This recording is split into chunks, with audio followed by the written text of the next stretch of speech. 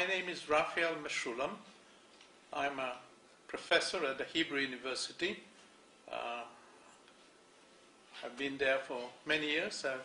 I'm doing research on the chemistry and biology of natural products, mostly, but also some drugs. There is no drug that doesn't have side effects. It just doesn't exist.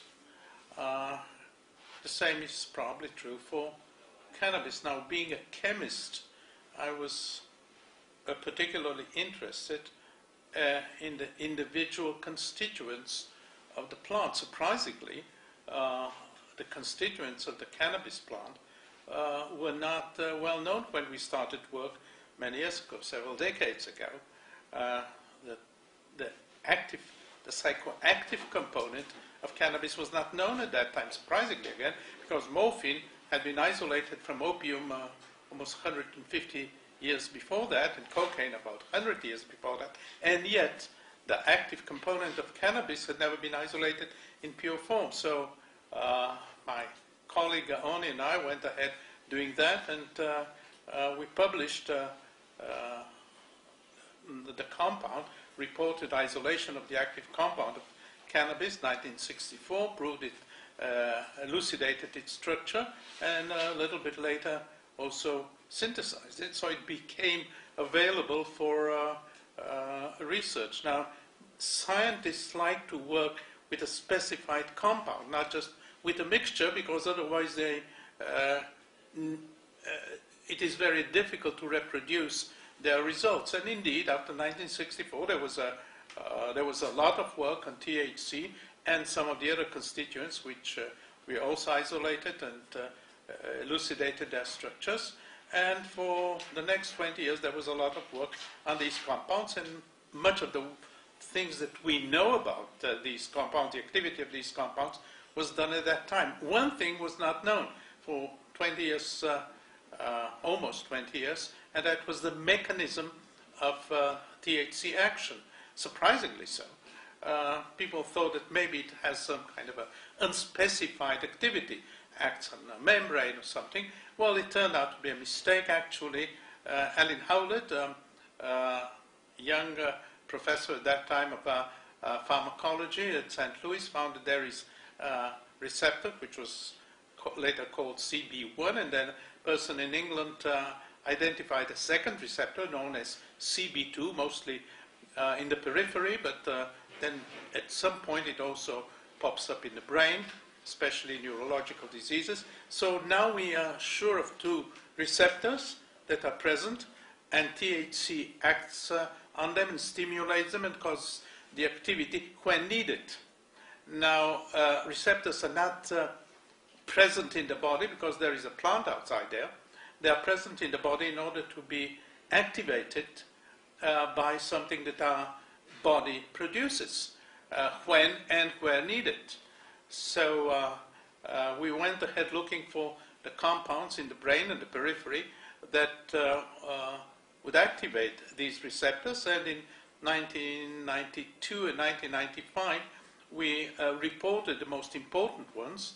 One of them we called anandamide. Ananda comes from the Sanskrit name of supreme joy, and we were happy after working so hard for identifying a compound which has turned out to have a different chemical structure from the compound in the plant.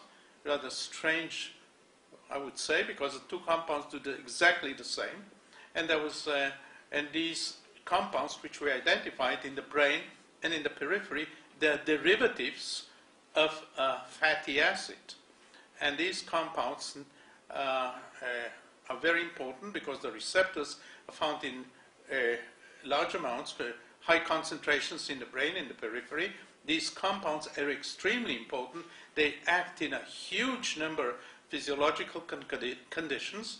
They interact with other neurotransmitters. They interact with in other systems as well. So they are important players in our body.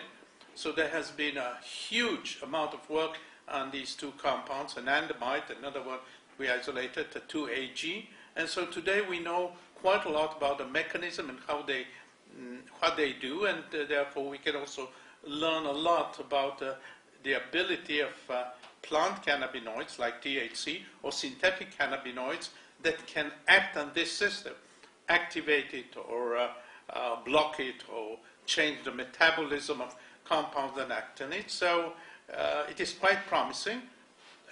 Chances are that we shall have drugs. We already have minor drugs, but I think that we shall have major drugs in the future that act through this particular system.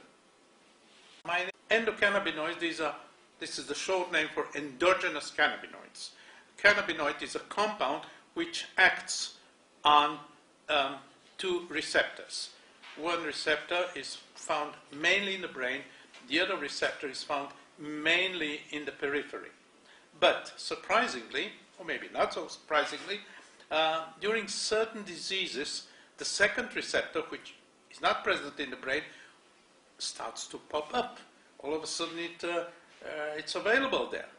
So the suggestion was by us, by many others, that actually this receptor, which is not found in the brain, the CB2 receptor is a protective, is part of a protective mechanism. I mean, we have protective systems in our body. The immune system is a protective system. It guards us against microbes and viruses, things like that. And if we didn't have an immune system, we'll be dead within a week, probably eaten up by microbes. Well, but we have the immune system and it guards us. But not everything, not all attacks on us are by things like microbes or viruses, like proteins. There are other things, breaking a bone or having a head smashed or something like that. I mean, these are major things. Well, actually, the body has developed protective systems of this type, and indeed the endocannabinoids are part of this protective system, acting through the CB2 receptor, probably also through the CB1 receptor, but through the CB2 receptor, most definitely. And we have seen, for example, in brain trauma, that both the CB1 and the CB2 receptors start working overtime, trying to reduce the damage that has been caused by a head injury. We have seen, and I've submitted a paper now, that osteoporosis is reduced. The damage of osteoporosis, the actual osteoporosis itself, is reduced by the endogenous cannabinoids. The endocannabinoid system seems to work. It's not the only one, but it seems to work there. And not very surprisingly, we have found that additional compounds, which actually don't bind to the cannabinoid receptors, but are very close chemically to these endogenous cannabinoids, these compounds, which we call endocannabinoid-like compounds, a strange word, but anyway, these compounds act on osteoporosis. We have mice that under certain conditions can develop osteoporosis, and we see that their bones show osteoporotic features. We see that if we give these compounds, whether it is an endocannabinoid like 2-AG, or whether it's those endocannabinoid-like compounds which we found, they improve the situation. They improve the osteoporosis. Now, this is not so surprising. If one goes back and looks at what's going on in the Mediterranean countries, for example, there is less osteoporosis than in Northern Europe. And according to some Greek statistics, if you like to read Greek statistics before you go to bed and sleep, according to Greek statistics, this is due to olive oil. And all the people in the Mediterranean use olive oil. Now, olive oil contains oleic acid, and a compound which acts on osteoporosis is a derivative of oleic acid. It is an endocannabinoid-like compound. So this is what's happening with bones. We have a lot of other indications that the action of the CB2 receptor is mainly a protective action. So we have protective action in brain injury, we have protective action in bones, we have protective action in a lot of inflammatory conditions, and we have looked at rheumatoid arthritis, for example. It is a very powerful, these compounds are very powerful in certain inflammatory conditions. Now, an inflammatory condition, in rheumatoid arthritis, for example, it's an autoimmune disease. The immune system attacks the body itself. I mean, the immune system is normally supposed to be there to attack proteins that come from the outside, but sometimes it doesn't know what it's doing and attacks our own proteins, our own body. Now, we found that the endocannabinoid system protects. And I was asked by our parliament, the parliament is called the Knesset, to head a committee to decide how to go ahead with cannabis, both as a medicinal agent and so on. And there was a committee of government officials mostly, and I was the only one from outside, so I was chairman. And we wrote a big report and said that it should be utilized as a medicinal agent and more research should be done, and also that young people should not be sent to prison or convicted, or they should criminal files should not be opened, and so on, to make the thing more tolerable and so on. And although it was, the laws were never, it never became a law. The government official who was in charge of these things and would apparently instructed the police to follow these recommendations. So since then, to the best of my knowledge, young people that were caught smoking pot were scolded, and they told them, you'll have a lot of problems, but they never opened a criminal file. They never they never appeared in court. They never were sent to prison. The reason was, well, it makes sense. There are many aspects that one can talk about. One is the basic biochemical, pharmacological, scientific aspect of the whole problem. Here we have a new neurotransmitter, a group of compounds that do a huge amount of, have a huge amount of tasks. If we look at related, chemically related compounds, I made a list of that, these compounds are involved in almost all physiological reactions. There are so many of them that I think that here there is so much work to be done by scientists over the next 20, 30, 40 years. A lot of those compounds are around. Some of them bind to the cannabinoid receptors. Others are just chemically related and bind to other receptors, are involved in many, many other things. And as I mentioned before, those that bind to the CB2 receptors are part of a general protective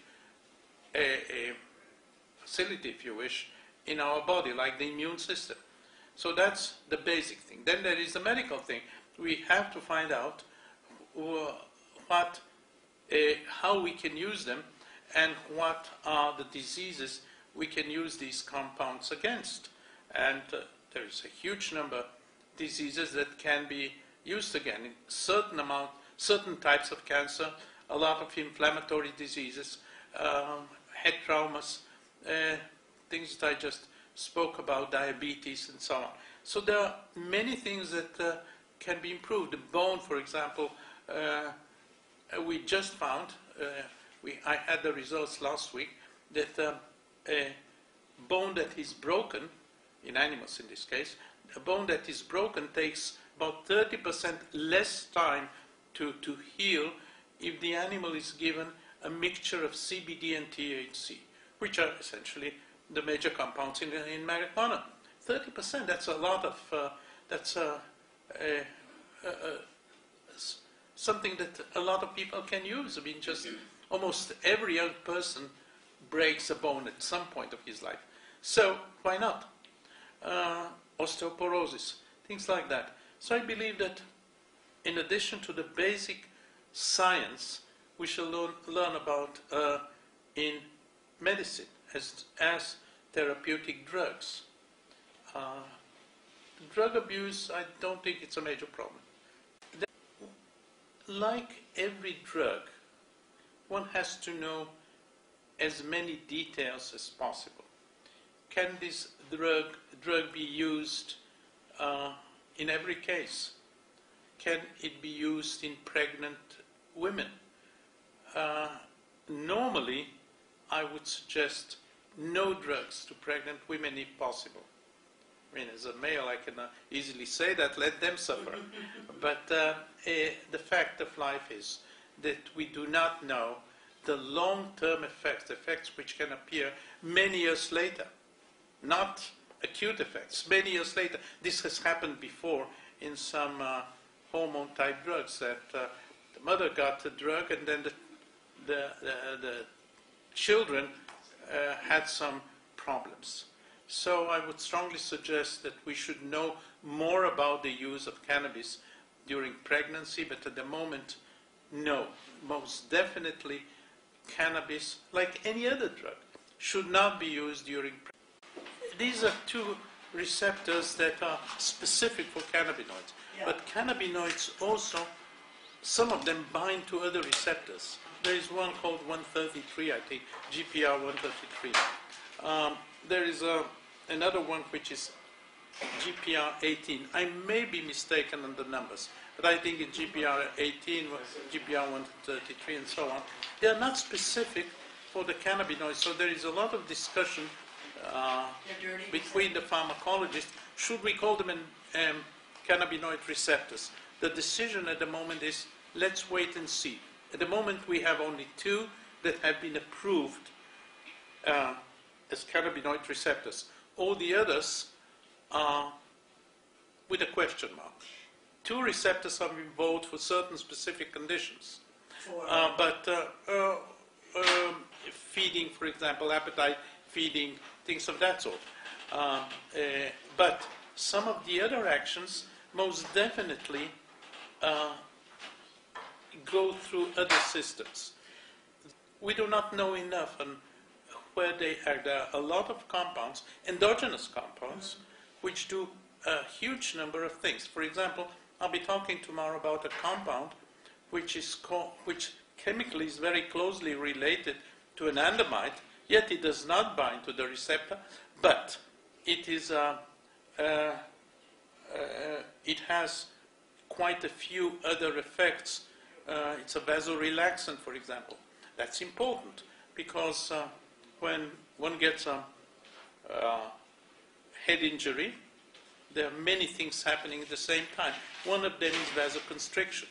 These compounds, or at least this compound, arachidonylserine, this particular compound is a vasorelaxant, and it's produced by the brain.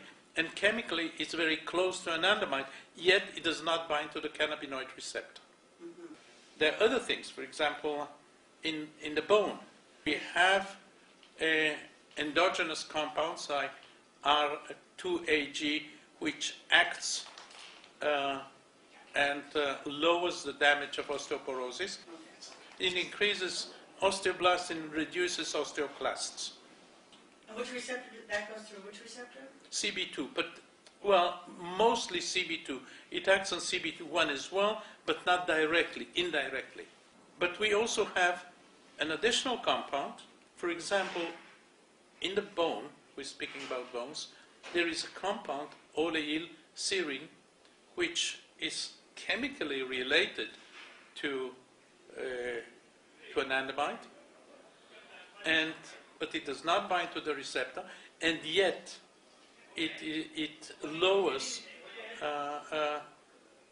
the damage of osteoporosis.